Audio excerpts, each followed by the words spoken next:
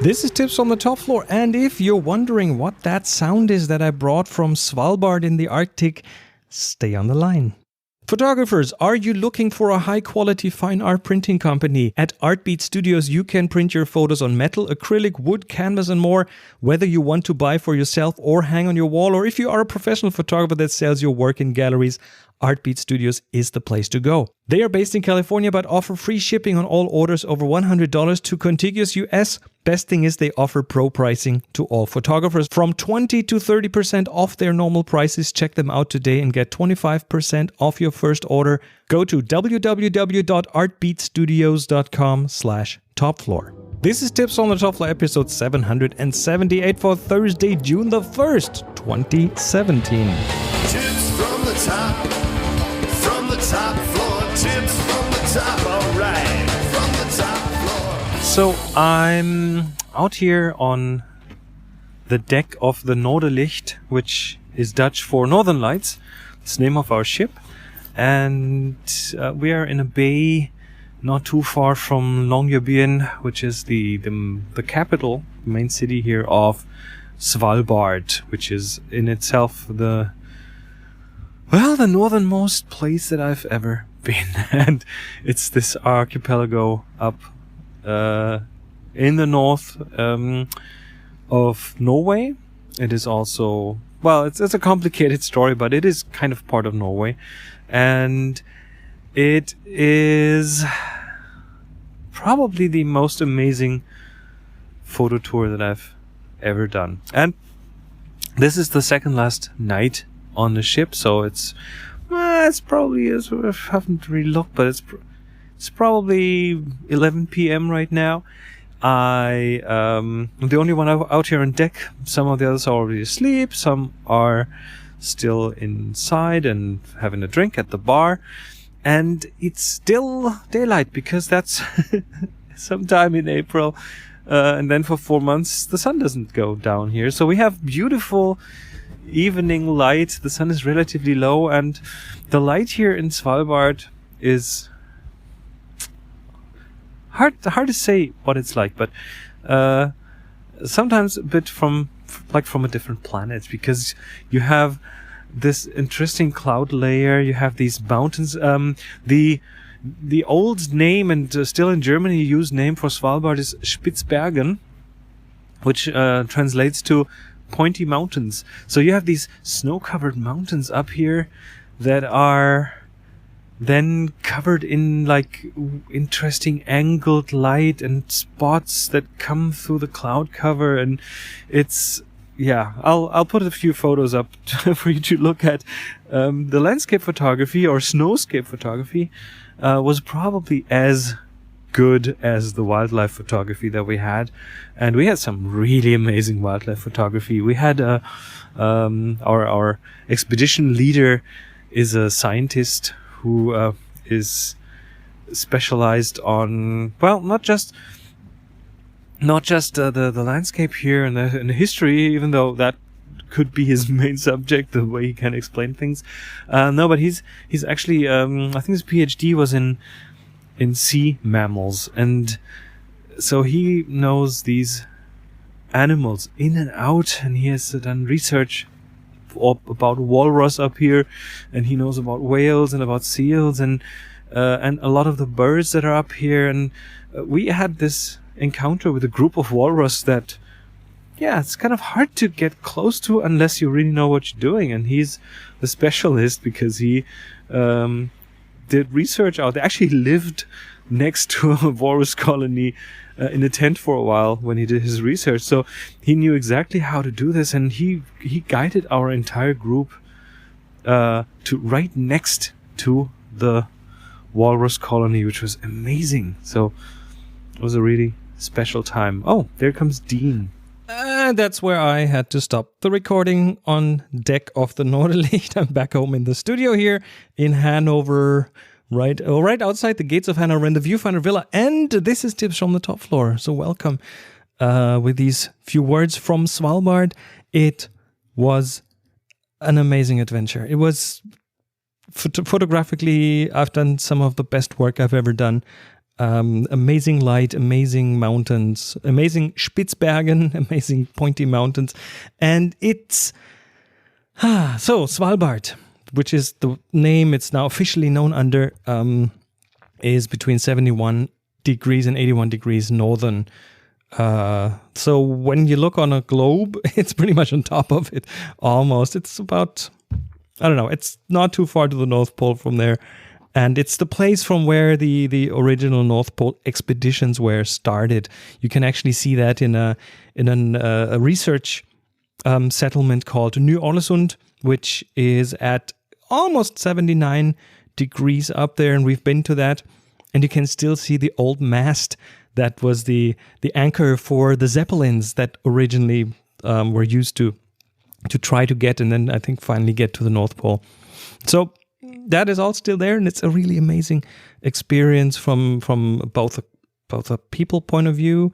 Svalbard doesn't have an indigenous people, so the settlement has only begun, I think, in around 1900. And before that, there were, of course, people who went up there to, I don't know, explore and so on. But the real settlement, I think, only began not too long ago. And it's under Norwegian jurisdiction. But Svalbard has its kind of its own status. So you can get there. I think. You can stay there if you have I think you don't even need a visa for it. You need a job to live there. You can visit anytime. It's a demilitarized zone that goes back to the Svalbard Treaty from I think 1920, and people from 48 nations live there apparently, and it's interesting because. It only has about 2,700 people living on it, and 2,000 of those live in the capital, which is Longyearbyen. And the name initially sounded funny to me, but then I read up on it, and Longyearbyen is kind of the capital there, which has been founded by a U.S.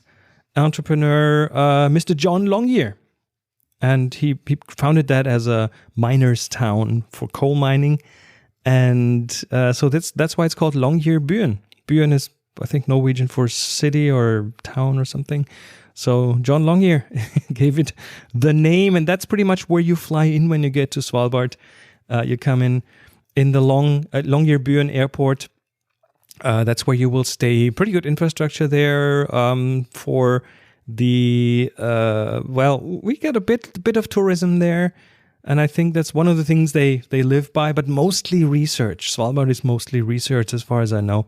And it's called the biggest laboratory of the world for the Arctic research. And it also hosts something that more and more people have heard about, which is called the, what's its official name? The Svalbard Global Seed Vault, which is this, I would call it a backup for our global seeds, because it's pretty much where countries send in boxes with sealed in seeds, and they will be stored there in the permafrost, minus 18 Celsius, deep in a mountain, 100-meter deep in the mountain, and high up enough that it can't be flooded even if all the glaciers and all the polar caps on this planet melt. It's still safe from being flooded, and that is good. So we have a backup there. And I think a short time ago, Syria actually requested to return some of that stuff to them, so because they were so destroyed that they didn't have some of the seeds that they needed. So again, highest up in north, we were in Ny-Ålesund. Well, actually, we were higher up, probably above 79 degrees, but Ny-Ålesund is kind of the place that is official. So by ship, we went higher. And Ny-Ålesund, again, research settlement. In winter, there are about 30 people there. In summer, up to 120. And there's a lot of like atmospheric research there and geomagnetic research and so on. What else did we also went dog sledding for an afternoon, which was fun. Great fun. No, for morning, actually, which was a great fun activity, even though it was almost too warm for the dogs. We had -5 at that day, I think, -5 Celsius. And the dogs prefer to be around -20 degrees Celsius. So they were a bit slower than usual, but we still had a lot of fun. There is a video that I shot of that, and that is online. And some other members of the group went snowmobiling, which you can do there a lot. Actually, the parking lots, there are special parking lots for snowmobiles, and there are signs in front of like one of the hotels that says, "Do not park your dog here." So those means of transportation are kind of normal there. With a car, you can only go so far because what I heard is the road network on Svalbard is some 40 kilometers long. That's, I don't know. it's not a lot. And that's, while moving on the snow, having a vehicle that moves on the snow is probably the better option. The ship we then went on as a group was the vessel called Nordelicht. It's a 2-mast schooner, built 1910 in Flensburg, Germany. Steel hull, actually a strong steel hull, so it can withstand some ice pressure and can push some ice, floating ice away. And that we had to do this a few times. It was actually fun, or kind of scary when you hear these crunching noises. And we were there with originally 20 people. Unfortunately, one had to bail out because he got sick, and I was very sorry for that. But it was like last day, kind of, or even on the day before I got that email. So really sorry for that. But that means we're 19 people plus 5 crew. One of them being Mario Acquarone, our scientific guide, who was worth his weight in gold because he knew so much stuff, and he had such interesting stuff to say about not only Svalbard and the history and everything, but also about all the wildlife there. And he's a polar guy. He's actually Italian, but he moved to Tromsø, which is up in the north of Norway, and that's where he lives with his family. And yeah, he's a polar guy. He's so good that he and I are actually planning a little project together, which I will, in good time, introduce here on the podcast. So stay tuned for that. This was my 3rd time in the Arctic. I've yet to go to the Antarctic, but yeah, my 3rd time in the Arctic. 2 more times planned, actually. One private one end of this year, and then next year there's the Lofoten, Northern Norway Lofoten photo tour, and that is open. So if you want to see the Arctic, that's one way to do it. And then, well, driving up north, this was weird because it was my first time that I traveled really far away from home, or quite far away from home, but without leaving my time zone. Germany has the same time zone as Svalbard because it's just going straight up north pretty much. But still, I found that there is a kind of a jet lag there. So I really think by now that jet lag is a function of the distance from your place of origin, and not necessarily a function of east-west. And the reason is that, well, everything's different up there. The light is different up there. That's kind of one of the most important things here. You are going north above the polar circle, the Arctic Circle. Here in Germany, we call it Polarkreis, Polar Circle. I think Arctic Circle is the official name for it. If you go that far up north, for 4 months a year, it's night.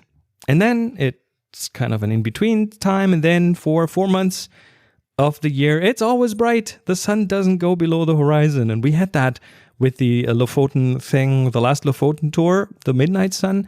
This time it was even sunnier. The sun didn't even get close to the horizon. It was always, I'd say, probably 10, 20 degrees above the horizon. I'm guessing there. But it was always nice, kind of an evening sun, but not too evening, interesting, like flat light when there was a lot of clouds, which we had very mixed light situations, but it was always bright. So to sleep, you have to have blackout curtains and get used to still, I mean, there will still be some light leaking in, and you have to get used to sleeping in those under those circumstances. And I'm a dark sleeper. I'm a pitch dark sleeper. I usually, if there's like a battery charger in my hotel room, I'll turn it around so the blinking charging light points towards the ground, or I'll put something over it to cover it up. That's sometimes enough over here to to be annoyed enough to not be able to sleep. So interesting enough, I could sleep quite well there, but yeah, it changes. I mean, it still takes away some of the sleep, and you wake up at 3 a.m. and you have that, oh, good morning feeling, and then you realize, wait a minute, it's not even close to getting up, and then you're trying to go back to sleep. So it's an interesting experience. I think you can really get used to that. I talk to people up there who live there, who've been living there for 10 years or longer, and they say, oh, that's no problem getting used to. Even the long darkness in winter, the 4 months, they will still do activities, they will still go outside, and most people just are fine with it. It looks like it's more a matter of mindset than anything else. So yeah. So from a weather point of view, we had a good mix of everything, which really made for a really diverse set of photos, and I'm really glad we did this. We had everything from cold and snow, which while you're in there sucks, but the photos you get are different. And then we had overcast. Sometimes the clouds were only over the mountains and not over the sea. So you could see that brightly sunlit foreground, and the background was like all flat lit because it was all diffuse light from the clouds. Amazing light. The angle of the sun was amazing. I'm putting some stuff online as we speak. You will see that the sun coming in at these shallow angles towards those mountains that are full of snow and covered in clouds makes for these amazing gradients and, well, just the structures and everything. I mean, I've the landscape shots that blew me away. From a ice perspective, you can, at certain times of year, you can actually go all the way around the Svalbard archipelago, but we couldn't because we had ice coming in from northeast. I joked with Mario that there was the ice, that we were in the ice shadow of Svalbard, and that's pretty much what it felt like. So we could go all the way along the west coast, and then when trying to go around the corner in the north, it would be either not possible or too dangerous because we could be kind of iced into one of those fjords. And while the Norderlicht would be perfectly capable to withstand that, it would have probably delayed our plans way too long. So that it was just too risky. Interestingly enough, the Norderlicht used to be iced in every year for a long time because they converted it in winter into a hotel. They took it over, they sailed it over to one of the fjords and then let it ice in there. And again, the hull could easily withstand that. And then they were a restaurant for travelers who like snowmobile travelers or travelers with dog sleds, and they would be stopping there for a meal or for an overnight. And I like that idea, and they haven't done this in a few years because they are now getting more business in northern Norway during the winter. They go and anchor in Tromsø, and from there they take Northern Lights cruises and that kind of stuff. It's a small ship. I mean, well, small is relative, of course. I mean, 25 people can easily live on that without going on each other's nerves. And I've put a video up that shows a bit of that, so you'll get an idea how nice it is. It is well heated, central heating actually. It has 10 cabins with 2 beds each. It has showers and toilets and everything you would expect. It has power so you can charge your batteries. The food on board was amazing. I mean, every night we got a 3-course meal and rich breakfast, and it's run by Marielle and Flores. They just recently bought the Noorderlicht. They took it over from their previous owners, and they're a Dutch couple who are just the nicest people on earth, and they are running this. They have been running this since the beginning of 2017, and they're great. It was fun being with there, and the size of the ship made for a really good kind of dynamic on the ship. Very good camaraderie, very good everything pretty much on the ship. So Svalbard is mainly fjords and glaciers and bays, and if you are out there, well, at least the edge of it is, and if you're out there in a ship, you can just sail into any of the fjords and bays and things. You have to have good knowledge of the sea, because a lot of the Svalbard waters are uncharted. So you would expect in times of Google Earth that all of that stuff is known, right? No, it's not. And especially if you're out there with a ship, you have to have good tools and good knowledge of the sea to not run a ship aground. And I mean, we had one situation where Flores, the captain, we went into one of the fjords, and there was this tiny little island sticking out, rocky island, and he looks around and on his map and says, well, that one's not on the map. So we can't get close because we don't have the required information to make this a safe thing.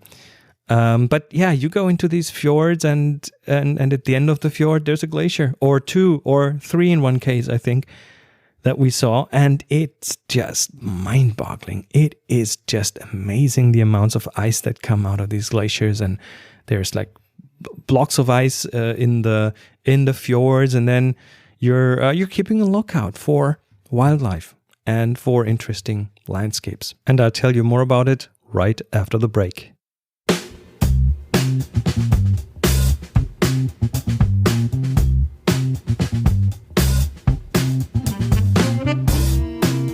You know how much I like hearing from you, right? I keep asking you this every show, and one thing you might not know if you haven't listened to all of the latest episodes yet is that I'm giving away a sticker to everyone who sends in a question or some feedback or a little greeting or something. Has to be a voicemail, has to go to voice@tfttf.com, and please include your address, and I'll send a sticker and a little something your way as soon as I can. So again, send it to voice@tfttf.com and get your little surprise.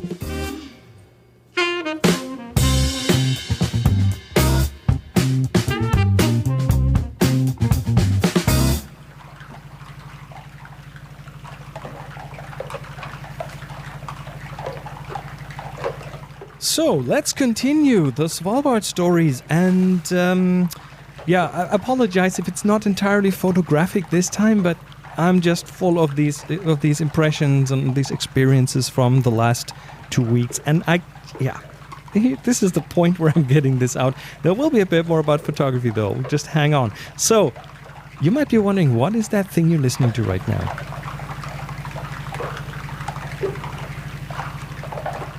Well, you're hearing several components. First of all, there's this low rumble that is a diesel engine on the ship. That's our night generator that keeps the ship warm and keeps electricity going and makes sure that the ship doesn't freeze in.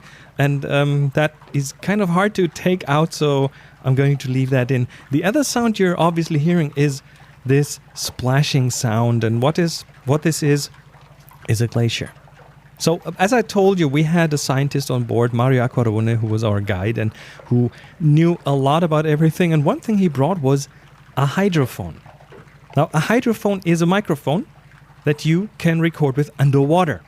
And the way this works is that you have this on a long cable, and then you just lower it down from the ship's deck, down 5, 10, 15, 20, 30 meters under the ship, and you record what's what it sounds like. And these sounds are so amazing. I mean, that what you're hearing is drops of water and rocks being moved by the glacier and all sorts of stuff that sounds like, yeah, you're in a cave. And then, yeah, you have to kind of ignore that generator sound, but that's just an amazing sound.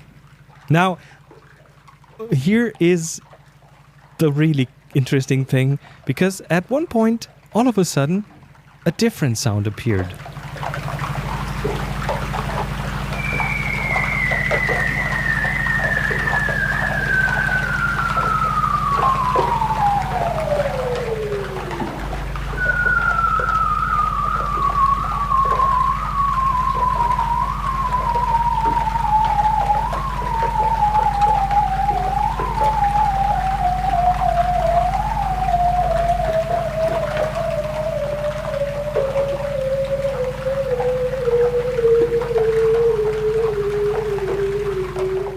Can you hear that singing, whistling sound that goes wee, and then always lower, lower, lower, and then sometimes there were two of them, and even three of them.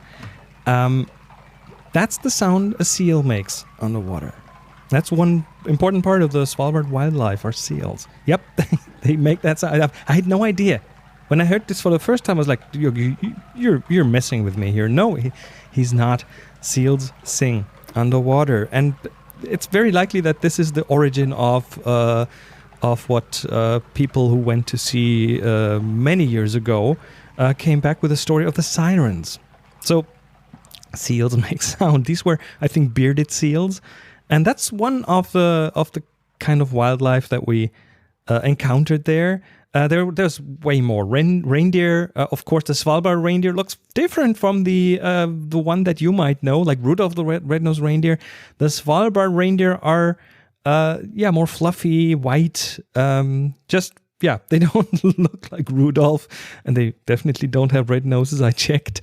Lots of different birds. Now, I'm not a birder, but we've seen puffins. We've seen guillemots. We've seen. The names escape me, but we've seen birds, seals, walrus, a walrus encounter of the most amazing kind, because Mario is probably one of the specialists for walrus. He spent time near a walrus colony when he did his research, and so he knows exactly how to approach them. And he managed to get us as a group. I mean, walrus are kind of shy, so if they might be threatened and then threaten back, but apparently if you make a loud noise, they just disappear in the water. So we were a group of 19 people plus Mario approaching the walrus on land in the snow. The walrus, kind of a colony of, I think, 16 walrus, and they are huge. And these guys were, and I think guys, all male, they were just at the edge of the water, ready to go in the water if they have to, and they were sleeping and kind of waking up here and there and poking each other and somehow communicating to the others. And we, as a group of 20 people, managed to get to some 40 to 50 meters close to them, which is incredibly close if you want to shoot walrus. And that was one of the most amazing experiences. And check out the photos. I've got a link in the show notes. The walrus were a really impressive thing to be close to. And then, of course, there are polar foxes, which unfortunately we only saw the tracks of. Whales we didn't really get to see, unfortunately, but it was kind of in those fjords. It wasn't, whales don't usually go in there apparently, but outside at the sea, the ice was becoming a problem. So we didn't see the whales, but we saw a polar bear. And wow, are those amazing animals. Now we have, from a photography point of view, getting close to a polar bear is not easy if you're not out in the pack ice, which we weren't. So we are okay. Here's the setting. We're at dinner in the ship, beautiful ship, nice and warm, very spacious inside.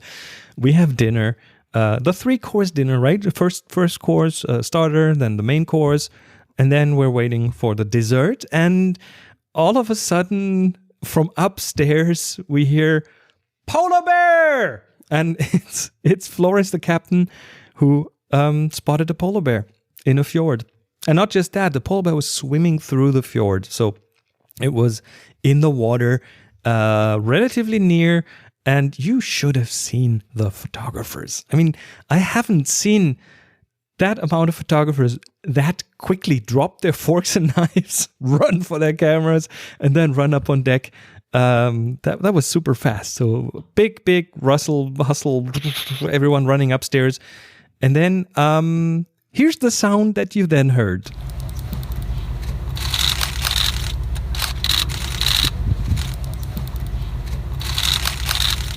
Well, you get the idea. It's like, okay, let's shoot, quickly, be silent, but don't stop to shoot. And well, we had a bunch of high-speed cameras on the ship, as you heard, a bunch of long lenses.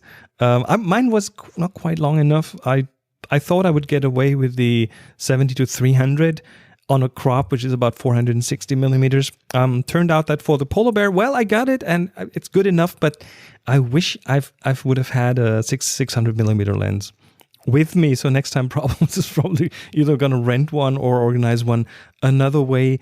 I've seen the latest Sigma 150-600 on board a few times, and it looks like it's a good lens. So that might be one of the ways to go. Anyway, so we watched the polar bear cross the fjord, and then it went up on land, and it started. I don't know, imagine a big furry polar bear. That one was a female apparently, and I think you can tell from the shape of the neck. And a young female. She didn't have cubs, and she didn't have a transmitter, because many of the polar bears around Svalbard now have like GPS transmitters for science, and this one didn't have one, so it turned into good photos because you didn't have anything unnatural on them. And she was then up a hill. She was going up a hill. We could clearly watch that, and she came back down.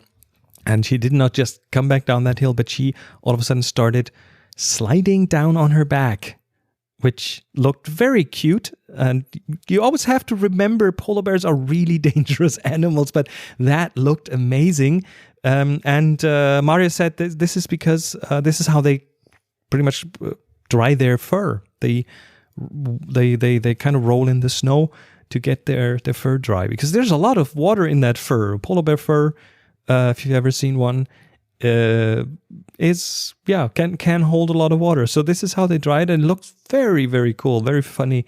So watching that was just wonderful. So photo of that in the show notes as well, or in the link to the photos there. So that's what we did. We sailed along the fjords. By the way, actually sailed a few times. We actually hoisted the sails a few times, because it is a 2-mast schooner. It has 7 sails on board, and we hoisted like the 2 big ones and used that a few times, which was fun. Sailing is just a lot of fun. And then we also every day pretty much, I think apart from one day, went on land.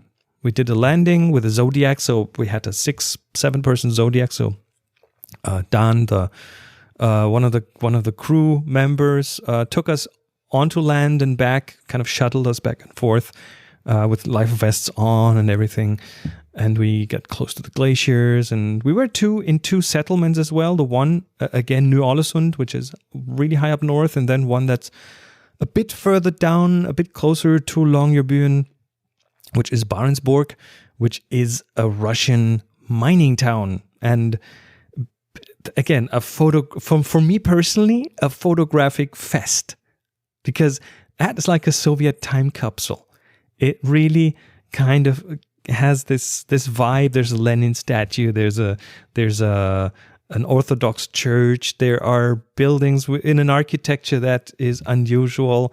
There are a few hundred people living there, and I think 150 miners who go into the coal mine there, and they use some of that coal for their own electricity production. They sell some of that coal to the UK of all places. I thought they would ship them back home, but they don't. And Barentsburg is the only other, next to Longyearbyen, the only other place on Svalbard where they do coal mining, commercial coal mining. Longyearbyen also has one active coal mine. It used to be lots of mines, but only one left that is now mainly used for electricity. And apparently the coal up there is extremely clean. It has very low sulfur content and burns very clean. So that's what I was told. But those were the three settlements that we saw: Longyearbyen, Barentsburg, and Ny-Ålesund. And one of the times we went on land outside of those settlements was especially exciting because we saw ice bear tracks. No, ice bear is the German word for polar bear, ice bear. So, but it's polar bear, right? So, but polar bear tracks. We saw polar bear tracks, and turns out it's very likely the same polar bear we saw earlier, like a few days before. And that was exciting because you have to imagine Mario, our guide, is not only our guide, he's also the guy who keeps us safe on land. So the group has to stick together. You can't straggle behind too far or run ahead of the group too far. He is the guy with the guns. He has not just the binoculars to constantly scan around and make sure there's no polar bear, because those are really the dangerous animals out there. No, he has a flare gun of some sort that makes a lot of noise and scares a polar bear away. And then he has a rifle. Worst case, last resort, shoot a polar bear, which you're not supposed to do because they are very protected. And as far as I've learned, there's a whole lot of red tape. And some people, if you don't really use everything else before, you might even get into real trouble if you shoot a polar bear. So you don't want to do this. But we we got on land, and there were the polar bear tracks right along the edge of the ice and the snow. And wow, those are impressive tracks. I can tell you, they're really impressive. And we went to a little hike there, but we didn't follow the tracks. We went the other way, just further away from the polar bear. So from a photography point of view, I pretty much had two main setups with me. As I said before, the 7D Mark II with a 70-300, which sometimes turned out to be a bit short. I still got my photography, but I had maybe in 5% of all cases, I wish I had a bit of a longer lens. So that might inform my decision when I go up there next time, which I'm hoping to be able to do. And then the 5D Mark IV with the 24 tilt shift, that's my standard setup, and that gave me all of my wide angle shots, and was very happy with that. And the R-Strap, the double hybrid, not being paid by them to say this, but this is after researching a lot of different options, that's the one that I ended up with. That's the it's called the double hybrid, I think, which goes over one shoulder and holds two cameras. And that's easy enough to get in and out of. And that is pretty much what I shot with. And then, I just shot a lot. Not as much as I used to shoot, let's say, 5 years ago. So I'm more selective now, but I've ended up with 3,000-4,000 photos anyway. Didn't shoot as many bursts as some of the others, and I didn't bracket as much as some of the others, but that's just my personal shooting style. So already sorted through my pictures, used the 1 hour, 1,000 photos workflow for that as usual, and I'm quite happy how everything turned out. Believe that's really some of my best photography ever that I've done there.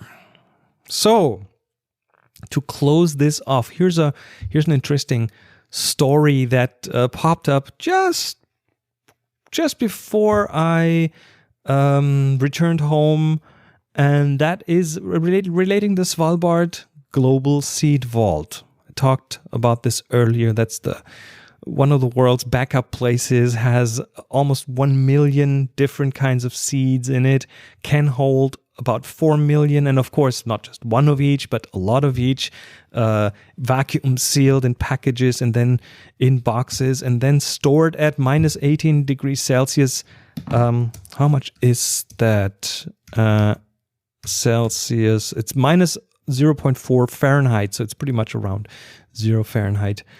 And yeah, it's stored there in the permafrost, and for the foreseeable future, it should be kind of safe.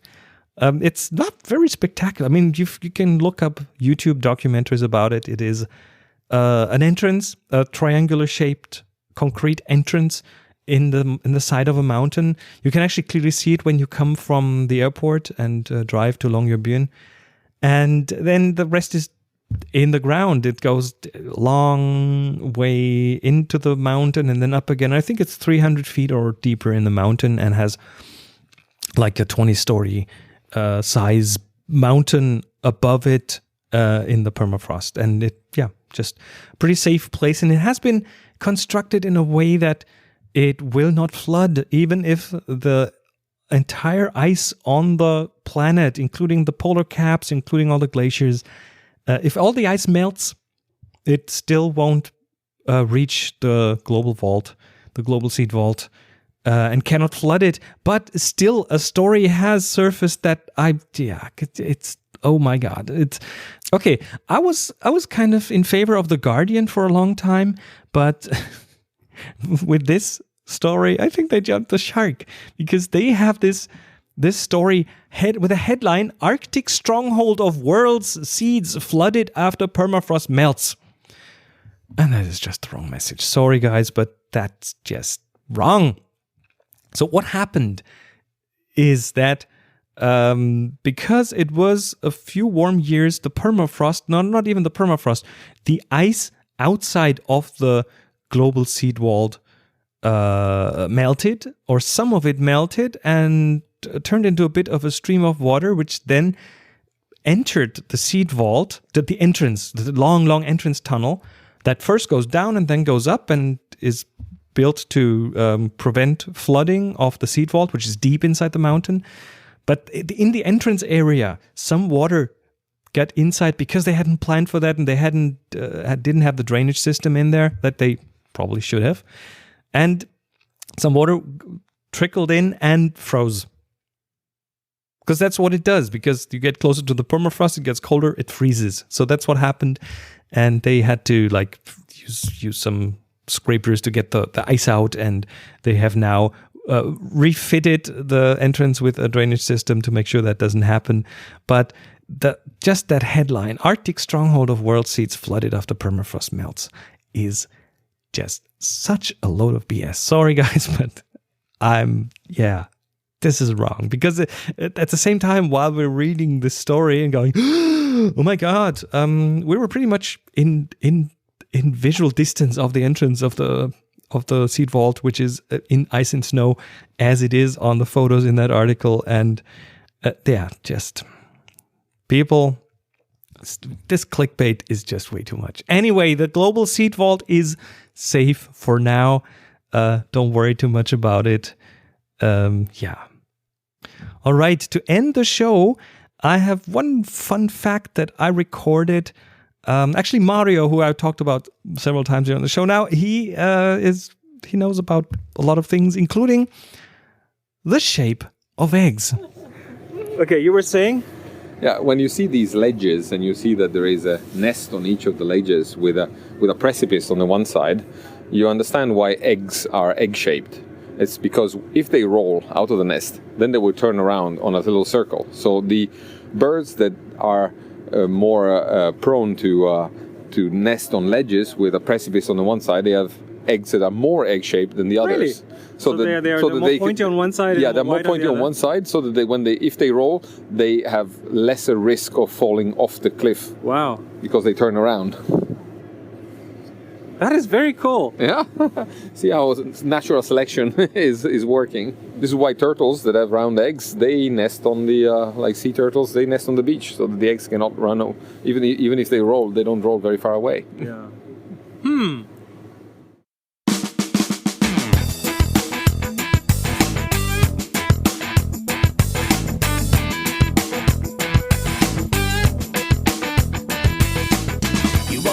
And that was it for this episode of Tips from the Top Floor. Thank you so much for being around. And I hope you enjoyed this kind of a different episode. It was just plenty of fun putting this together and recording everything and talking to Mario and everyone else.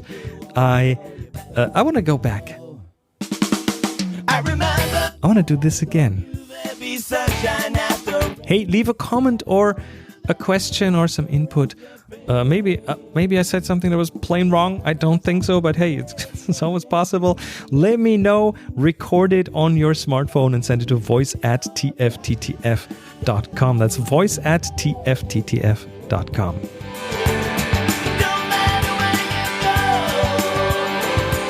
Music, as always, by Jeff Smith, silent partner, and Hans-Peter Kagerud. Publishing by Release Pixie, Matt Rafsitar Armstead. Slack invitations by CIO Russ. My name is Chris Marquardt. Follow me on Facebook and on Twitter at Chris Marquardt, Chris Marquardt. And of course, go out and take amazing photos and keep your eyes open for my new little project.